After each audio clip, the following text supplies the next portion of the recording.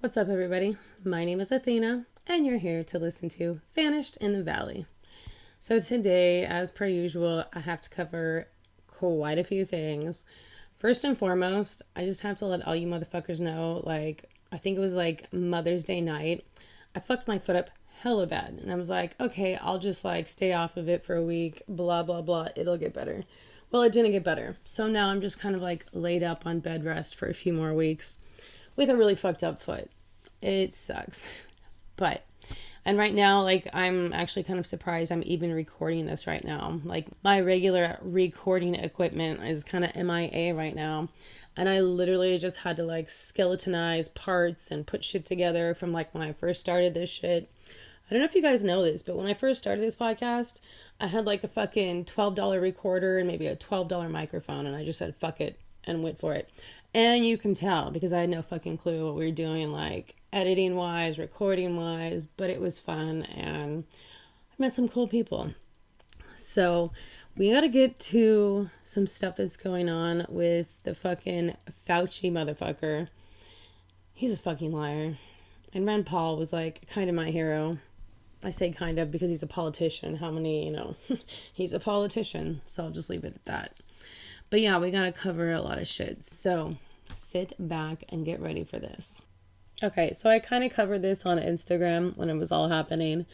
But back December 15th, 16th, I did a couple episodes where I got hell of good information from Mercola.com. It's run by a doctor, Dr. Joseph Mercola.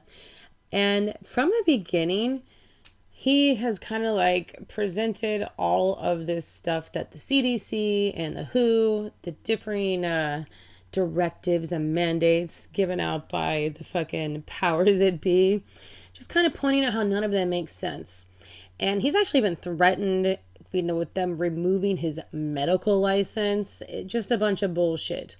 But months ago, back in December, I had a podcast on the 15th and 16th where I got information from Mercola.com about the NIH funding the Wuhan Viral Institute with gain of function research. Now, what fucking lunatic is I'm not only going to fuck with a virus, but I'm going to make it specifically dangerous to humans. And then I'm going to share it with China. What the fuck?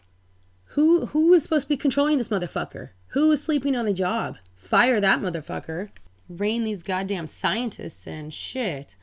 It's like Rand Paul said to Fauci, you're fooling with Mother Nature.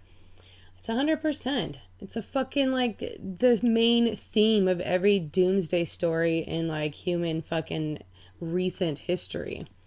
And it's just happening. And for a year, the mainstream media pretended this could never be a possible lab escape. There could never be American involvement. It's a conspiracy theory.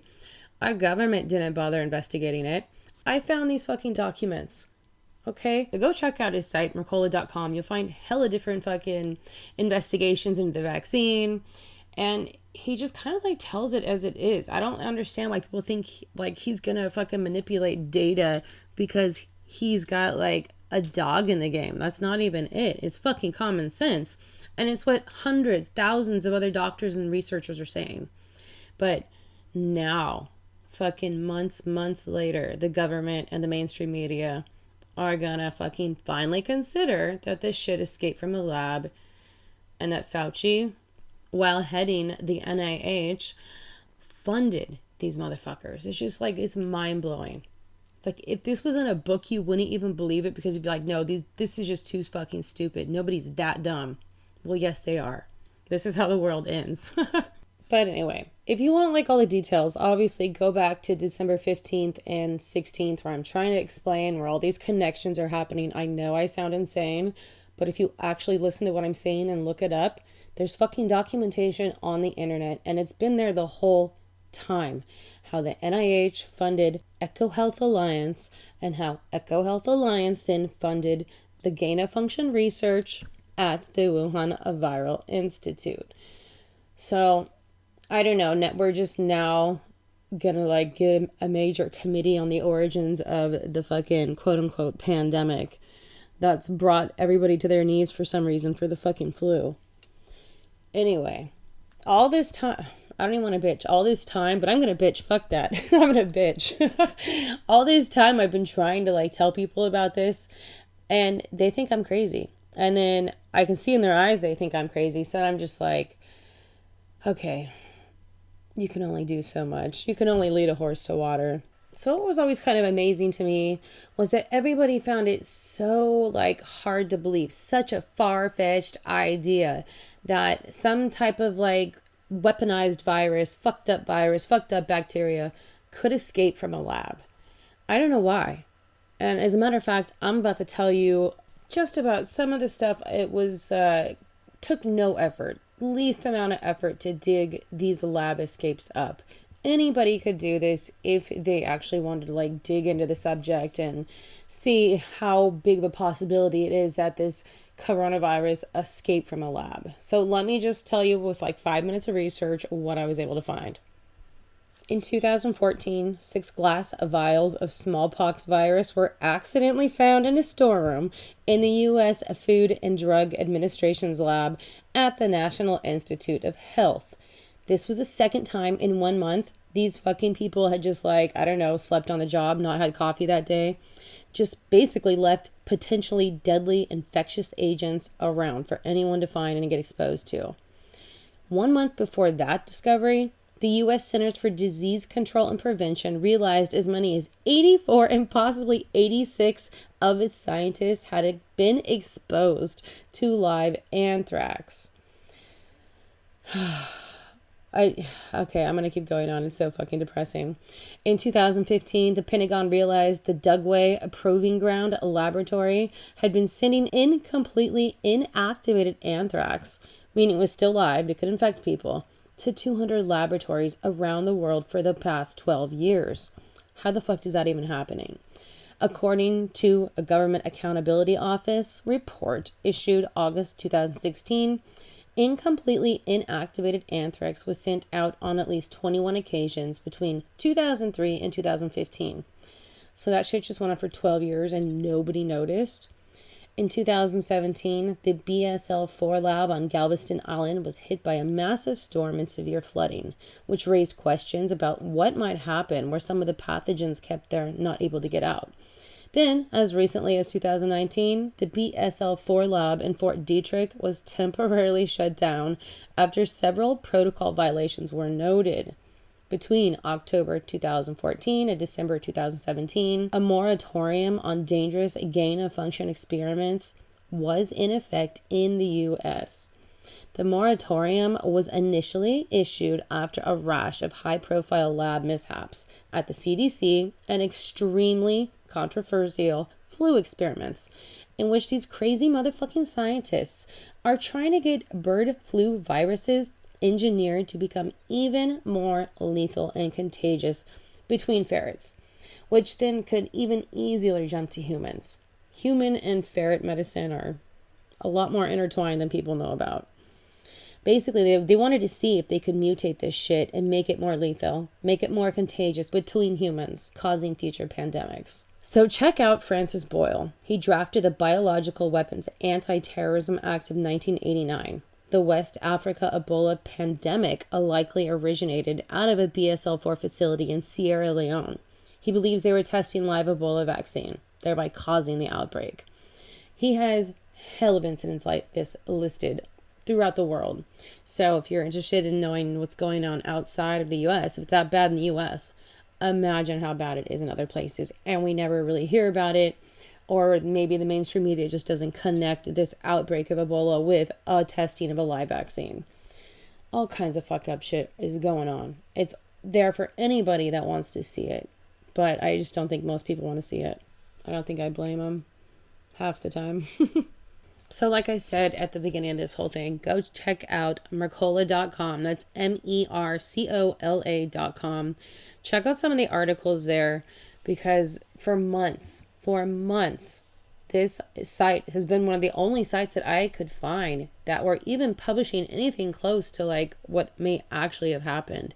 And you'll see all the little fucking politics and conspiracies, and it's crazy, guys. Go check it out. There's so many good articles there. And now this doctor is being threatened with losing his license.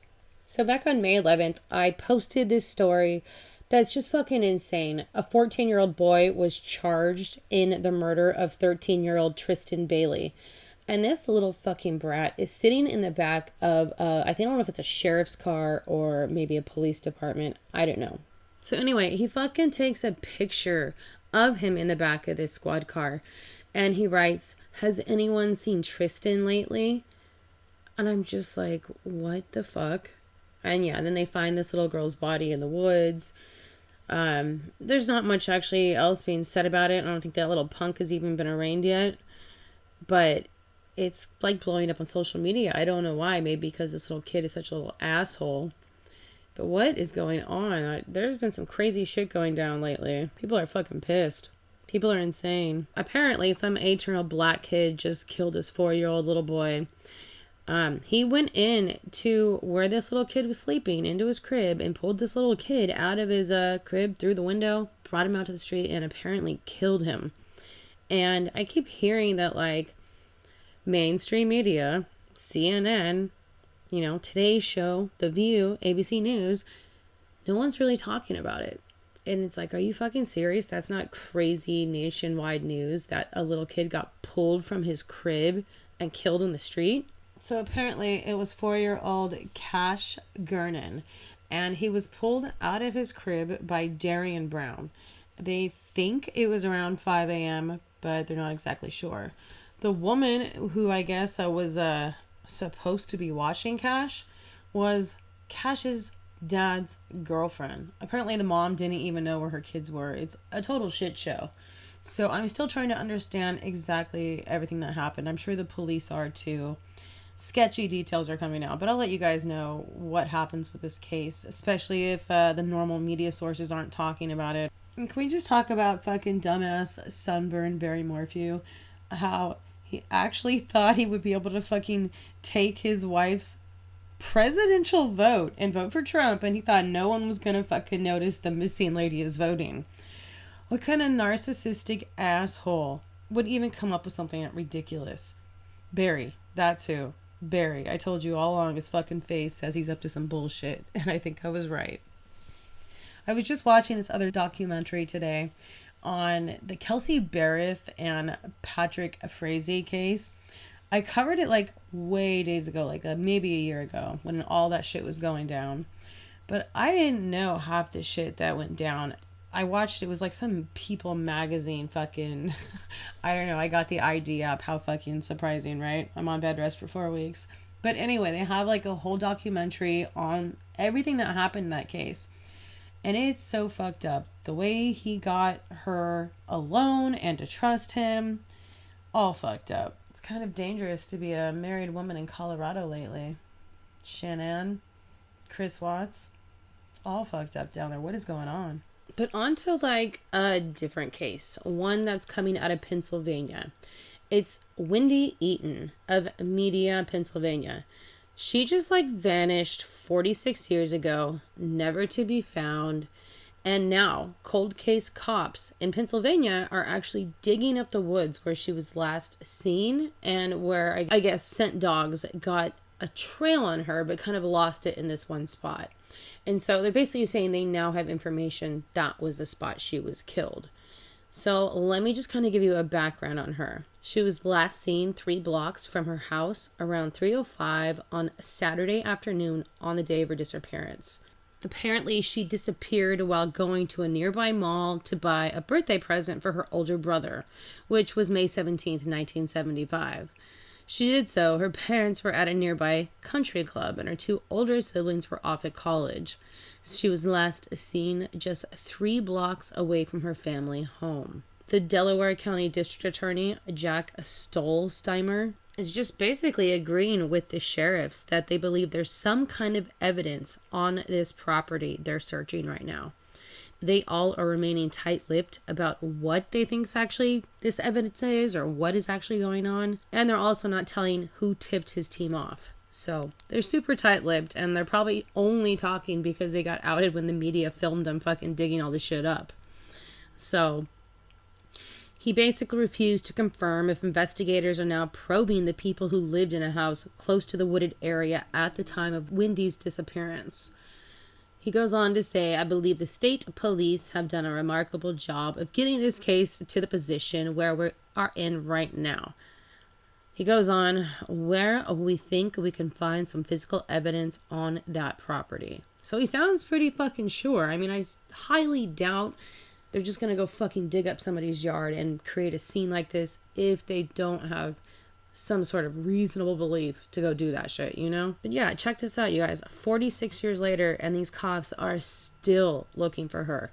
If you murder someone, it's like most of the time these cops are not going to stop until they find your ass. Most of the time.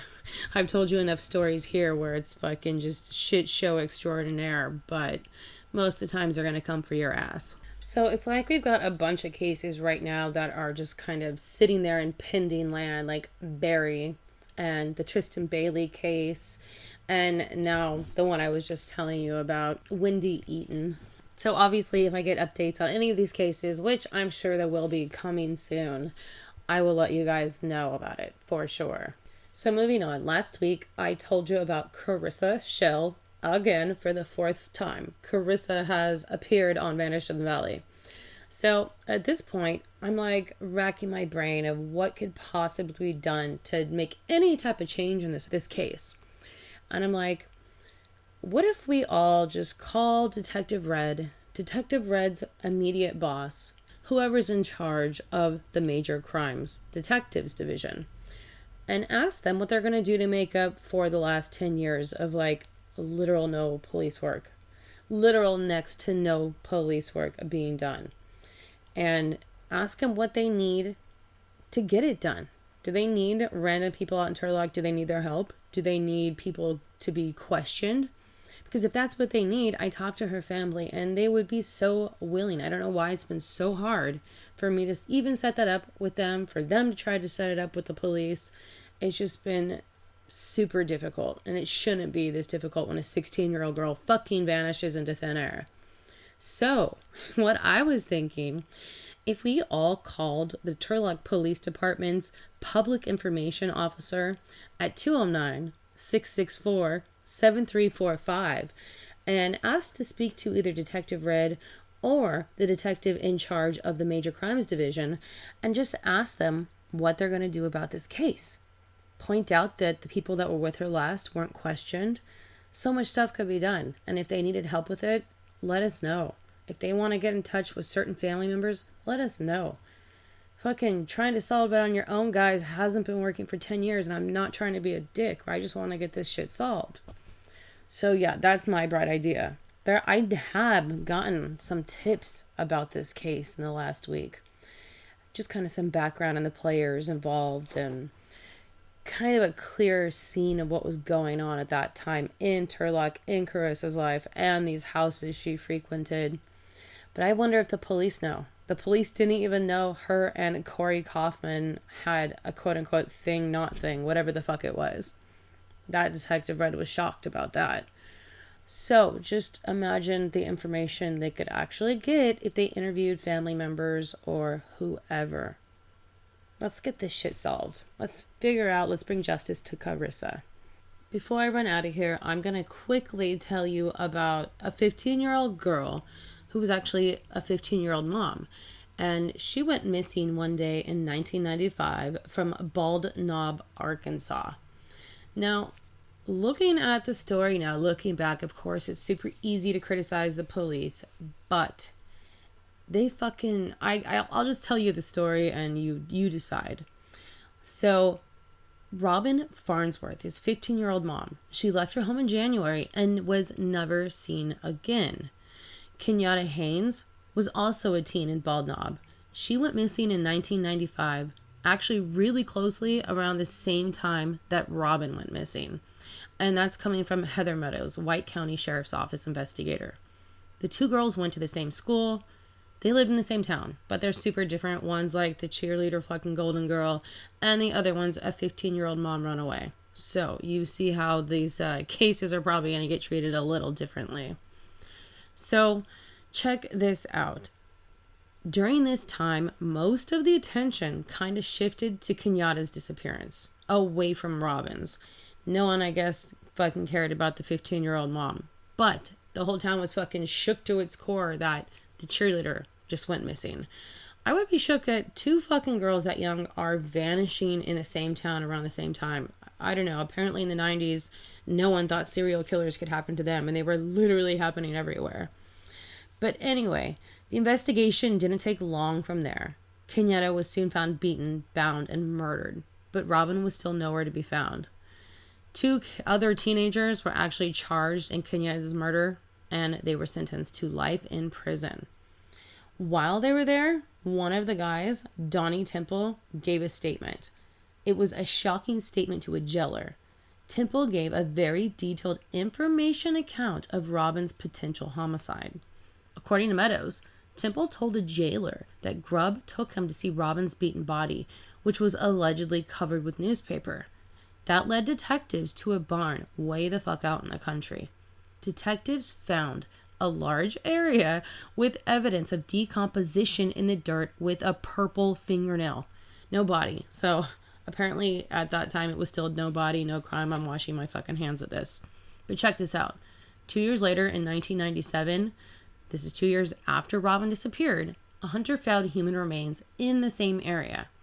At that time, the remains were thought to be a different girl missing from a different county.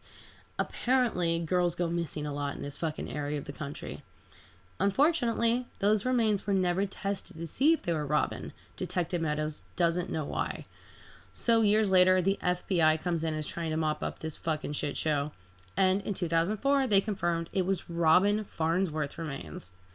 So there's just somebody out there, some fucking murderer. He's murdered at least 3 young girls. And he's being hunted. They haven't given up, obviously. But damn, they have little evidence to work with at this point. But Meadows is saying she was refusing to give up on Robin's unsolved homicide. She says, "We're grasping at straws, trying to find that last bit of evidence that we need to bring this family justice. Detective Meadows believes someone living in Bald Knob knows what happens to Robin." Do we have anybody in that area in Arkansas? Do you fucking know what happened to Robin? You can send me an email at vanishedinthevalley@gmail.com or go to the Instagram and search Vanished in the Valley Athena. Let me know, because this case is getting pretty fucking old and it's about time somebody pays up. You can also contact the White County Sheriff's Office at 501-279-6279. Fucking call someone. It's about time this case gets solved. Over 20 years. Come on now. All right, guys. We are cutting it a little short this week because I'm convinced this fucking skeletal contraption I made to record and edit all this is about to fail at any minute. And B, I'm all fucked up with this foot situation. So I didn't prepare in case you didn't notice. So thank you everyone for listening. Send me a line. Say what's up. But as I always tell you, be aware and don't forget your pepper spray. Ciao, ciao.